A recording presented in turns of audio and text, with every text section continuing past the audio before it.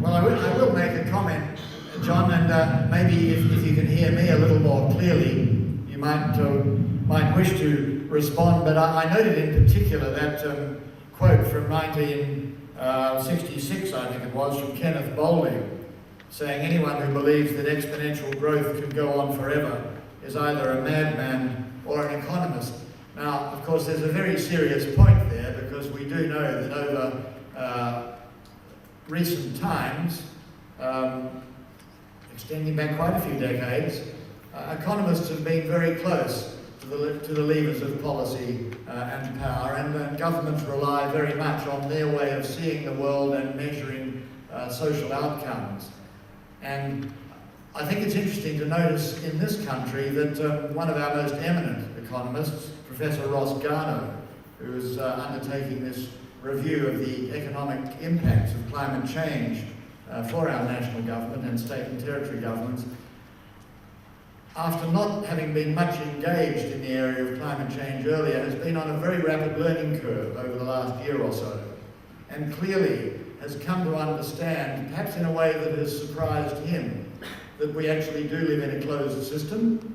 Exponential growth is not possible, that the way in which we're anticipating the continued up trajectory of fossil fuel consumption in the world is simply not sustainable.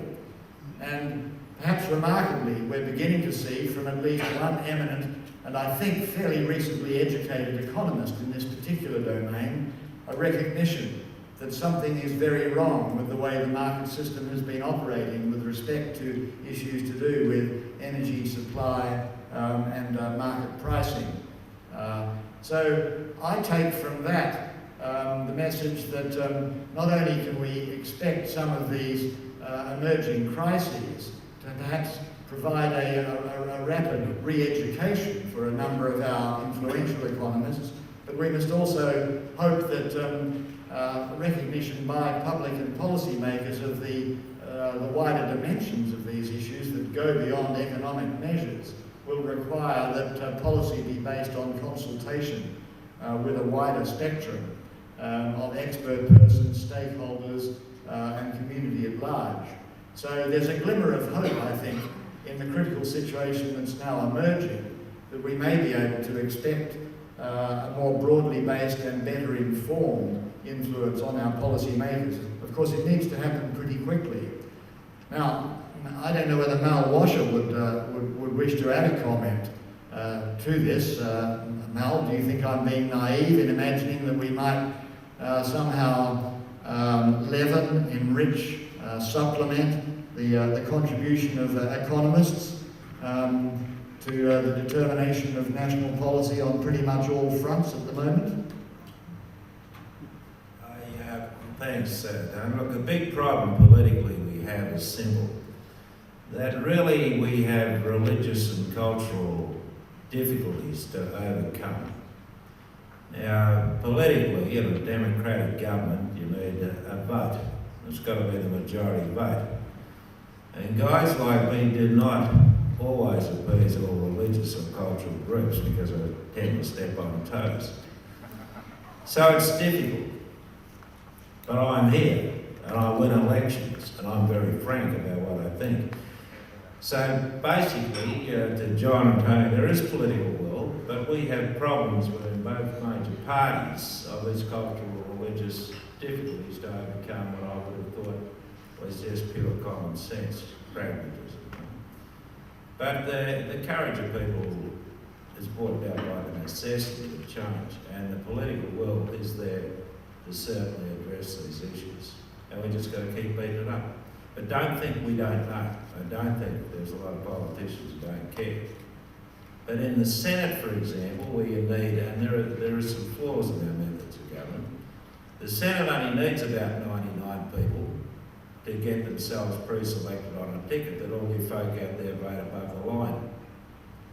And you don't get on the ticket because the kind of people who influence the Labor Party and the Coalition Party, and that core people tend to be quite conservative people in both the Labor and the Liberal Party, and can be quite religious and not very au fait about putting on the ticket. So there's problems you need to overcome. Hence, that's why RU486 only got past the Senate by 1 to 2 votes, whereas very different in the lower house because people look after their butts. But anyway, Tony Previs, I've not answered one, but we have some problems here. Thanks, Mal, and perhaps I was a little too frank in comment about economists. You've been a little more discreet. Now, would anyone wish to follow up on this issue? We had a couple of hands over here. Mel, thanks for those comments. My name's Phil. I sat in on the committee that you chaired last year on the development of a sustainability charter.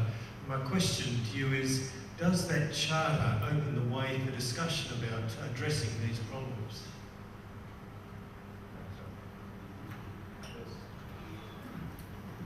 I have to apologise to the professor, he should have taken this. Look, basically what happens when you have committees, and that was a joint committee. Now we have these joint committees where we get cooperation between the two major parties which sat on this committee, Labor and the Coalition Party. But what happens, a lot of committee work, and it's probably the most important work in Canberra done in the Parliament there, is they gather dust on the shelves. The ministers listen to the bureaucrats that don't read the evidence we take from the public. This is a way of engaging the public, to get the expertise from the public, to bring it to the Parliament. They sit on shelves. Well, look, there's been a great lesson learned, because the Labor Party actually read two reports. One was that report very carefully, and they marketed it very well and won an election partly on that. But the second one they read was a report on the medical aspects of the blame game, which you heard them say, that Alex Sommerley, an old friend of mine, things. So you'll be delighted to hear they're now starting to read these reports, because they're finding it's electorally a very good thing to do, because there's a lot of wisdom like people like you put into those reports. So there is hope, because they win elections.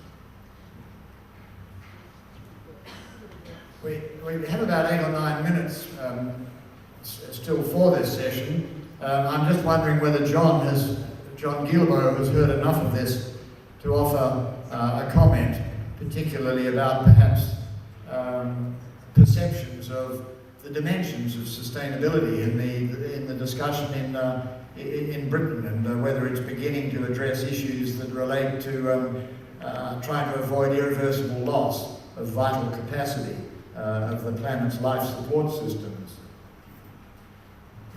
Well, he's speaking. No.